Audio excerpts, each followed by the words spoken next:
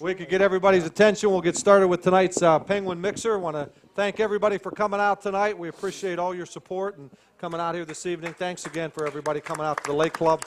Great place to come, and we have our Penguin Mixer on every Thursday night during the season. Coach Wolford, Ed Muransky alongside. Coach, not going to spend a lot of time last week. We're going to talk about the matchup with the #1 team in the country coming up on Saturday. But just some thoughts as we look back, and let's talk about some of the positive things. I thought defensively, what you did against their run game was tremendous. You forced them really to be a one-dimensional football team. You've got to be pleased with the strides your team has made with its run defense. Well, we've made some progress there, and I think it all starts up front, and that starts with our defensive line. And that's something that we got to get some consistency there with. You know, if you're strong up front, they're able to keep people off their linebackers. That's one of the things that Northern Iowa was able to do against us is, you know, when you have really good defensive linemen, you have to occupy two guys on them a portion of the time, and that creates a linebacker, you know, being able to make a quick decision and make a play. But our defensive lines come around, and our freshman linebackers are doing some good things. They play fast.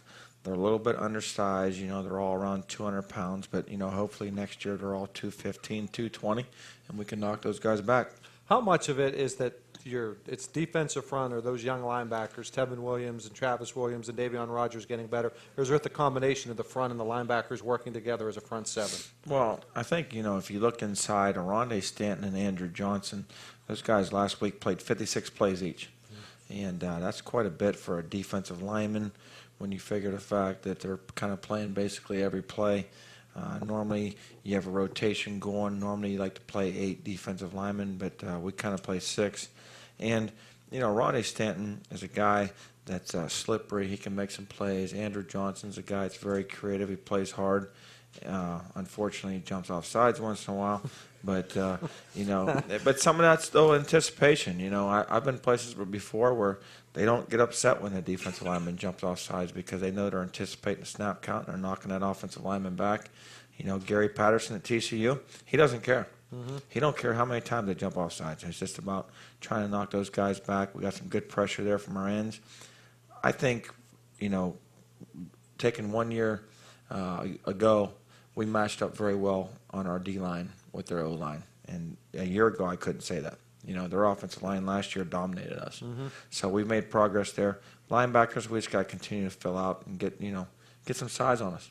And I know we thought, you know, if someone coming into the game says they're going to score 21, we would like our chances. So I thought overall the defensive performance, but it comes down to winning the game. But overall, it was a good performance on that side of the ball. Yeah, I would say other than the drive at the end of the first half, Right.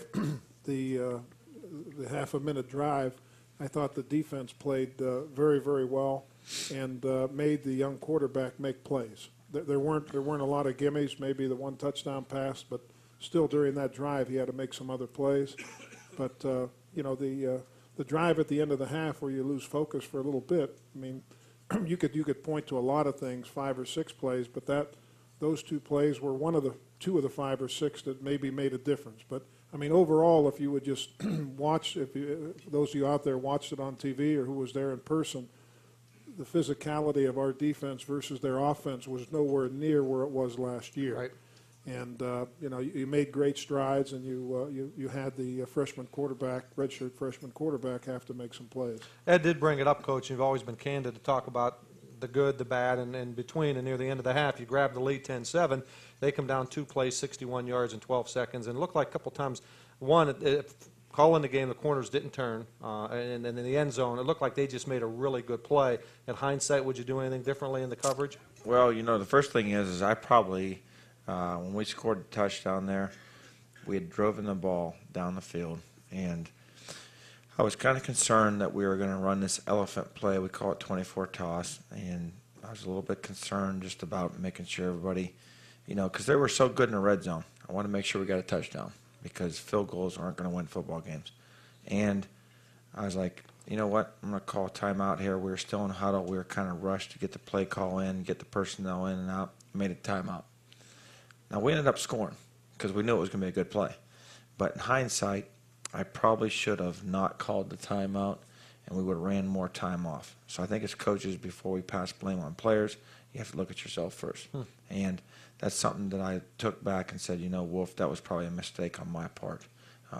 I probably should have let the clock run down a little bit more there, ran the play, and then called a timeout if we didn't get the touchdown. So that was something that I took from that game.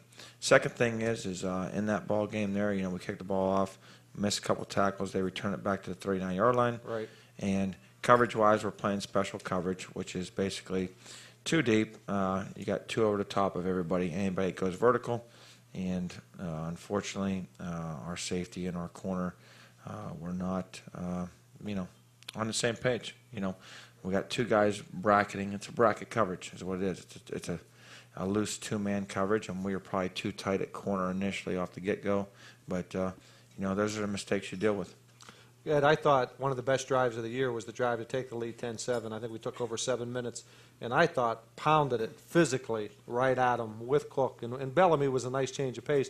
Bellamy 4 carries, 28 yards on that drive. That was, I thought, a championship-type drive that hopefully we'll see more of. And maybe we'll see one of those drives to put a game away late in the fourth quarter very soon as well.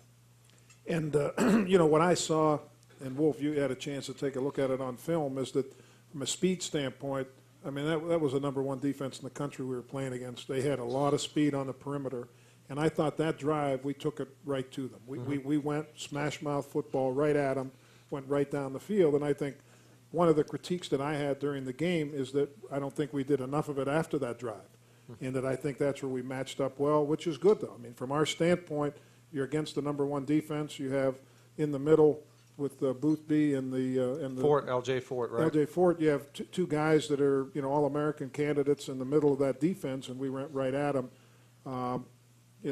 Just to me, that was one of the great drives of the last 2 years, not this year, in that it was almost perfect execution and, something that if it comes to it again, those are the type of drives you need in the fourth quarter of 7-8 minutes to win that game. That's the difference. You could say all you want about the defense.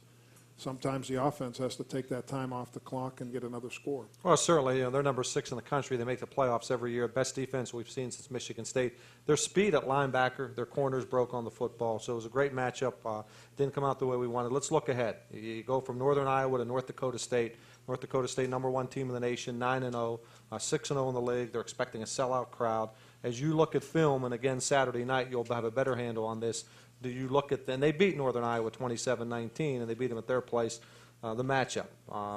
Let's start with their defense. Better defense than Northern Iowa, different? How do you compare? Well, the front seven, quite frankly, I don't feel like it's as strong as Northern Iowa. So, I feel like Northern Iowa probably had the best front seven we played against. It starts with their interior defensive line. They're strong, but I think we match up well there. I don't think their linebackers probably run as well as Northern Iowa's did. So, we've talked about it all week. Is we feel like we have a much better matchup this week than we did last week. And Coach, when you talk about their offense, you look at North Dakota State, and nothing seems to really stand out. They don't look like but they don't turn the ball over. Their quarterback Jensen has 11 touchdowns, 1 pick. Got 5 receivers, double digits in receptions. They just look like a solid team that does everything well. Is that fair evaluation of them? It's a very fair evaluation. They've had 4 turnovers on the year. Right. They've given up 11 touchdowns in the red zone, 14 overall. I think in the red zone they're 68%, 44% on touchdowns. So they're kind of a defense that doesn't, will bend but doesn't break. They've had a bunch of good fortune, and teams that win have a bunch of good fortune. Southern Illinois was a 9-6 ball game. They're down there. It's 3rd down. They fumble the snap. Western Illinois throws a pick 6 going the other way early in the game, becomes a blowout. They've had a lot of good fortune, and their safeties, they play a 2 Tampa, so they're going to allow you an opportunity to catch the ball a little bit here and there, and they're going to hit you. And you got to be able to obviously hold on to the football or make a guy miss. Offensively, they're going to run the football. They're going to possess the football. Against Indiana State, they had the football for almost 38 minutes. So they're going to try to ice you. They're going to try to keep on the field. They're down some receivers. They've had some guys injured. Quarterback has turfed out. So I think we're getting them at the right time. They're going to play a field position game. So that's something you got to be conscious about every time you want to gamble, as far as they're going to play a field position game. They're going to punt. They're going to line up in a field goal and field goal punt you. They're going to do those kind of things. They run a rugby punt style on offense, which means he's going to kick the ball and it hits the ground and it starts rolling, and they get an extra 15 or 20 yards out of it if you don't field it. So you got to get used to a rugby style punter as opposed to a guy that will just consistently step back there and just punt the ball high.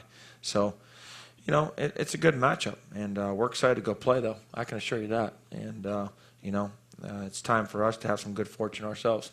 And I think it'll be interesting, too, to see how we can run the ball at them. I thought overall last week, I know the yards weren't there, we ran the ball a lot better than Northern Iowa did against us. I think that'll be a key, and it always is a key. If you can run it, then you get has some opportunities to make plays in the pass game, Ed. Yeah, and obviously any time you're in a big game like this, the team that could run the ball and make that fourth quarter drive is going to win the game. And, when you play against a team that's undefeated, or you play against a team that has the history of Northern Iowa, and I said this last week, Wolf, is that those kids that are there in that program expect to win. And so much of a program like at YSU is getting that back. So physically you're there, mentally you might not be there. And, I think if you could have a week where the receivers focus a little bit more and maybe make a first down as opposed to have a 20-yard drop, those are the type of plays that keep a drive going, and might have been another 7 points that could end the game. So I was hugely optimistic last week. I felt that way. I felt being in that hotel, I think the whole vibe was that we expected to win that game. I know I did. Right. And I can't say I feel any differently getting on the plane tomorrow. It will be a terrific matchup. Last year, coming out of the game, I know you talked about physically getting tough, and they are that big, strong, physical team. You've closed that gap, haven't you? You're getting better. We have, and that's a compliment to Coach Cochran. It's a compliment to our athletic department, and giving us the resources we need to develop these players. It's not an overnight process. And in basketball and some other sports, you can bring in a guy and he's an impact player. We need to continue to develop our players. North Dakota State does the best job in our conference of developing football players. That means they bring them in, they redshirt them, they eat 3 meals a day. They're doing what they need to do, and that starts with coaches. That starts with having the access to having a cafeteria on campus, et cetera, et cetera, et cetera. Those are kind of things that hopefully we can get to a point here where as we continue to recruit where we will not have to bring in freshmen and they'll have to play. Right. Ideally, you want to bring in freshmen, redshirt them, play a little bit as a redshirt freshman, and then start them as sophomores. And, we're still at the infant stages of this thing. We're a year and a half basically, or a year and 3/4 into it. So we're still at the ground level. Coach, trying to read between the lines, I sense you respect their coaches and head coach as much or more than anybody in the league. You really think that they're doing a lot of good things out there. I've noticed the development of their players. Coaches at Nebraska, when I was at Kansas State, we used to play against each other. We joke about it all the time. And they are very similar to Nebraska when they were in their heyday. They possess the football. They wait for you to make a mistake. They're going to play tough defense. They're going to allow you opportunities to catch the ball here and there, and they're going to hit you. They're going to be tough. They're going to be disciplined. And that's kind of what they do. They play a field position game, much like an NFL team. Now, somehow, we have to come out and get ahead of them and get them out of their element. We can't sit there and play the same type of game. We're going to have to get them out of their element, put them in a situation where they got to throw. They're down a little bit at receiver right now. And then, continue to play good defense. Come up and hit them. And I think we got to do a better job of running hard. I haven't been Bellamy did a good job last week. But overall, fair evaluation, everybody in right now is we haven't ran the ball as hard as I expect us to run the ball. Well, we'll open it up for questions in just a couple minutes. We'll have some giveaways at the end of the show. Ed, when you've been to the Unidome now, and now we go to the Fargo Dome, back-to-back road games. I didn't think the players at all was a factor indoors and the crowd and all that. And I don't think it will be this week. I agree with you. I think everybody on that road trip expected to win and felt they were going to win it. That's the mindset you have to win a big football game on the road. Yeah, and especially hearing that it's deer season up there this week, so the focus is a little bit elsewhere in Fargo. I think we even have a better shot. But, you go up there and see these programs, and it's, Northern Iowa, Cedar Falls is not exactly downtown New York City. And these places like Fargo and North Dakota State have done a great job recruiting, keeping kids there, and they do a hell of a job in making them players. And, at the end of the day, North Dakota State and Northern Iowa right now expect to win. And I think our kids are there as well, know how big a game it is. And everybody looks at me and says, on paper, it looks like North Dakota State's 4 or 5 points better than Northern Iowa. And I said, as we did last year, that's paper is for statistics. Let's go play the game. Coach, you've been in just about every game in the league, which is a good thing. Even going back to your first year, every game seems to go down to the end. What does it take? Are the kids? Well, let me ask it this way. Northern Iowa, after the game, we were listening a little bit of their post game, and the kids were saying, well, we thought we were going to win. We knew we were going to win. We win these games. That's what we do in Northern Iowa. Is there a mindset, and are your kids there yet that they believe they're going to win those close games? I believe, Right. We go out there and we scrap and we play. It's just we came up short, and is there a magic wand that we can wave over this team? Is there a look on us, as Don would tell me? I don't know, but all I know how to do is work hard, continue to do things right, and good things are going to happen, and our kids are, and that's what Coach Snyder told me. Keep their feet on the fire. Keep pushing them. Push. It's going to happen. And, I don't know. I think it's going to happen this week. Only because I'm a Michigan graduate, I had a chance to read most of the book called 3 and Out. And if you're a football fan, like history of football, pick up the book or get it on your Kindle or whatever. But there was an interesting dynamic discussed in chapter 2 or 3 where Coach Rodriguez, during his turmoil, was trying to get some comfort from people. And there was a whole paragraph in there of Bobby Bowden as far as how programs are built. So when coaches go into a place that need a little bit of tweaking like we did at YSU, the normal progression is that in the first year you lose big. Obviously that was not us last year, and that I thought we competed for what we had. And the second year is that you lose a little bit closer. And the third year you begin to win those games, and then you begin to blow people out. And I feel we're a 4-year kind of condensed in 3 years, and I just think that the light bulb has to go on. And for those of you out there, it's the difference of the 1990 49ers, the 80 49ers when you had Joe Montana on the field. It didn't matter whether they were down by 15-7. If you were watching that game, you knew there was a way, and they all believed that there was a way they were going to get that done. And compare that to kind of the most recent Browns. If you're a Browns fan, Dom, wherever you're at, you know that you're just waiting for the other shoe to drop, that even if they're up by 10 points, you know that something's going to happen. And that mindset is a learned mindset, but those kids are working their butts off to get there. Well, there's no question the gap's closed and your program's getting better, and you're so young, and you are just less than 2 years into it. And I know we've talked about this, and you are impatient a little bit, and we all are, and you want to win right now. But all signs are this train's going the right way. We're certainly headed the right direction with what's going on. There's no question. No question whatsoever.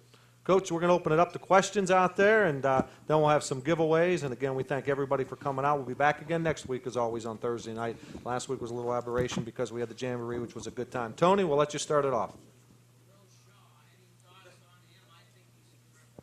Will Shaw, the question, caught his first touchdown last week. Here's a guy that's bounced between defense, offense. Coach Kopp back there smiling. Can you guys see him back there? He's right there by the bar. But, Will Shaw has been a topic of conversation because we feel like he's an impact player. He's a mismatch. He can run, especially vertically, very well. He's physical, and we need to get him the ball more. So we've talked about that in offensive staff meetings as early as Sunday morning.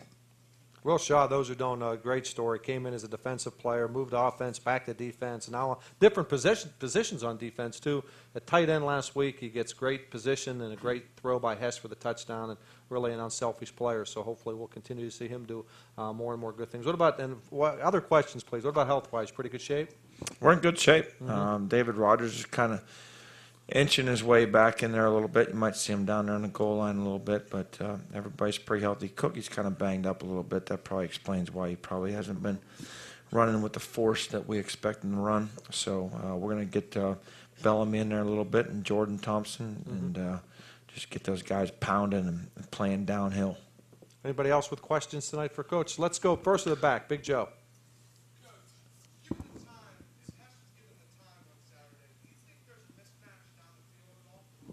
I think that's a good, fair question. I was disappointed in our protection. I felt like Kurt was rushed at times, and Kurt's mobile enough where he can step up and make some plays. But they played a lot of too high safety stuff, and they didn't give us those opportunities, and they're a lot like this team. It's very similar. Both these teams are similar to the NFL. They're going to play two, and they're not going to give you those opportunities. They're not going to give you an opportunity to play a bunch of play actions and fire the ball over their head like these other people gambled, because they're good enough up front to stop your run game. So then it comes back to the O-line. And I always say this, it always starts there. And you got to be able to push them around enough that they start making that commitment to play one safety in the middle of the field. And we did not do that. Now, same thing said, we dropped multiple footballs. Multiple footballs. And I called the receivers out after the game. It was not pretty. And that's just the way it's going to be. At some point, I said, next week, we're going to go to North Dakota State, and you receivers are going to have to come out and be ready to play so we can win the football game. Because the perception that we're going to run for 200 and 300 yards against these elite teams is wrong. It's not going to happen. We are not there yet. Now, we will be in the future, but we are not there yet. We're going to need you to make a 3rd and 15 catch, 3rd and 20, et cetera, and block on a perimeter. So that's where we left the conversation on Saturday night. Good question, Joe. Don? Coach, I understand we've got some of the younger people in the defensive backfield, but it seems that the corners, not the technician, obviously you are, seem to play a little soft. Is there any reason they're not up checking once in a while at the line of scrimmage? Well, we've instituted we went and visited with Bo Pelini, Mark Stoops, and then Bob's using the same coverage there, and it's called a special coverage. And what it is you always end up with two guys over top of anybody vertical. It's for the vertical passing game. Very similar to two-man concept. And we have been gun shy. As simple as I can say it. We haven't been as physical as we need to be. We talk about it. We do one-on-one drills. We think we got it, and we get out there in the game, and we got deer in the headlights. So at the end of the day, the job's not getting done. Any other questions tonight out there for Coach? Tony, we'll go back to you in a second. Let's go over here to Gus. I got the impression we had a marvelous goal line stand on that last touchdown.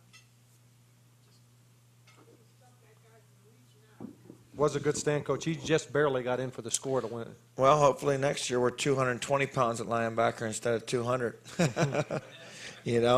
But it was a good effort by them, and it's where we're at. We've got to keep eating.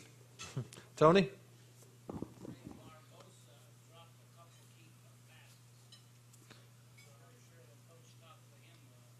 Well, we had a conversation, and it's just there's a certain level of focus that's expected, and we got to come out and play better on the road or for a receiver right now. We haven't consistently done that.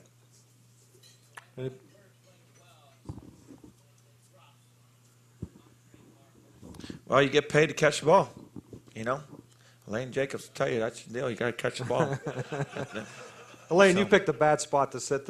You're right in his fire. We're glad to have her here We're tonight. always glad to see Elaine. Of course, we're glad.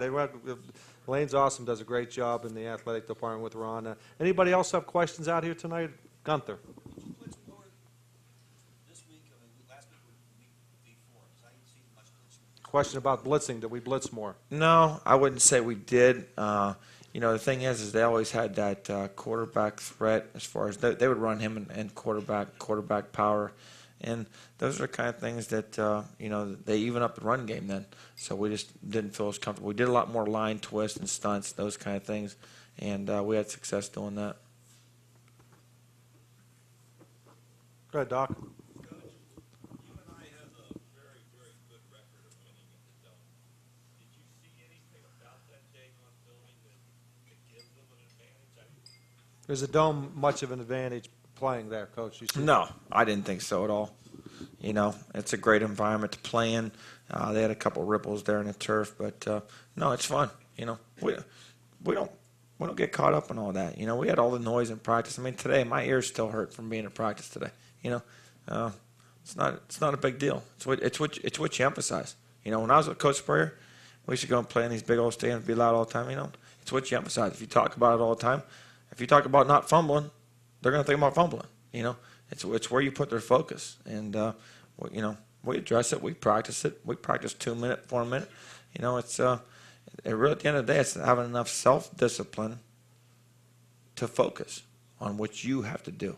If that means step with your right foot, you step with your right foot. If that means catch the ball, catch the ball. Do you have enough self-discipline to get up in the morning and brush your teeth? I mean, that's what it is. It's self-discipline. So we're still working through all that. Coach, one we'd be remiss not to mention, we only like to see Nicholas on the field when he's kicking off, but he had a terrific game punting the football. I thought he was terrific for you.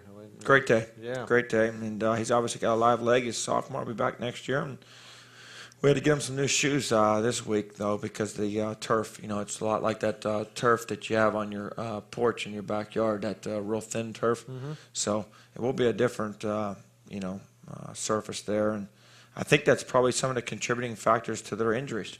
You know, they've had turf toes. They've had guys get hurt, and a lot of them seem to be happening in that game. And I would imagine they're probably making a strong push to get some new turf in there because it's probably not safe. Anybody else questions tonight? Andrew. I'm sorry, Duff? Well, you know, it's something that you have to kind of look at as you know, I think all games are this way, but, you know, it's I go back to this, it's a heavyweight championship fight. In order to beat them, you got to knock them out, and you have to fight them round by round. And, you know, you basically get 10 series of a ball game on offense, 10 on defense, around there in that number. And you have to have the approach that we're going to go out there and win this round. And just win this round, win this round. And then all of a sudden you look up at the game there, and in the end, fourth quarter, you'll have the win. So, you know, I think we're ready to do it. Coach, you mentioned in the media this week about, you know, when a game's on the line toward the end of the game, where we have a lead, what do you have to do to maintain that lead to get over? Mm-hmm. And do you think it's more physical, or do you think it's more a focus, sort of a toughness attitude? Well, I think it's a couple things. You know, that's a lot very similar to a 4-minute offense. Multiple times this year, and it's very difficult to do, is to take the ball when you have a lead and possess the football. And that means the defense knows you're going to run it at all costs. They're doing everything they can to stop you because there's nothing to lose. You know, in the first quarter, they can't do that because if we just drop back there and throw it over their head, it's over. You know, like Illinois State, for example. We decided to take a shot and throw the football. But we are still probably in that evaluation process of, you know, are we really strong enough? Are we really good enough up front to possess the football? Well, I say yes. Well, what's our mentality got to be? You know, I want a back in there that understands if it's only blocked for 2, you get 4. If it's only blocked for 1, you get 3. And that means if there's a crack in there, you stick it in there. You know, you're not looking for the big run. You're not looking for the home run. There's a mentality there. It starts with offensive line, you know, and that's something in the last game, Northern Iowa, that game's all on the offense. I don't care what anyone says. And I told our offensive coaches that. We had an opportunity with a lead in the fourth quarter and did not close the ball game out. Why? Well, they say to drop. Well, what about the first down when we ran the ball and it's 2nd and 10? Why? Well, I mean, do we have to start running quarterback run game? I mean, at Illinois, when we closed the game out against Ohio State, quite frankly, we weren't good enough up front. We might need to start running the quarterback. Whatever we need to do, at all costs, find a way to win the game. And that's being creative enough to do it. And that's something that we talked about and addressed. You can throw the ball. Running naked, if it's not open, quarterback still runs the ball. And that's 5 yards. That's a dagger in you as a coach. So those are the kind of things that we've been talking about quite a bit. And, you know, we're trying to find a way and get the mentality that we're going to close this thing out. I told our team today at the end of practice, I said, we've closed the game out on defense, Illinois State. We closed it out.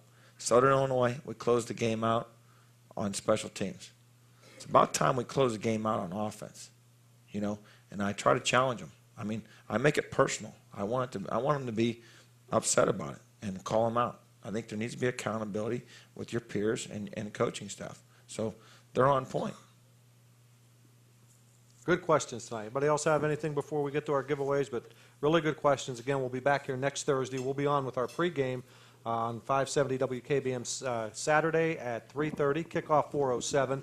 And we always ask, we know there's some television coverage, that you tune into us, and we appreciate your support all season. We really appreciate everybody coming out here every week. We've had great support for this mix.